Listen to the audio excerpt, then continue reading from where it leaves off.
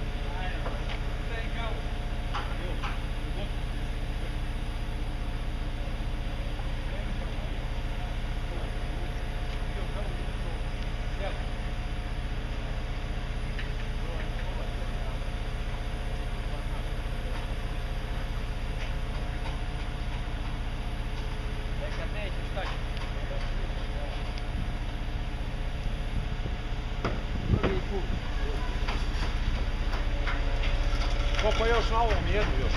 Jednu. Kad tu drugu staviš,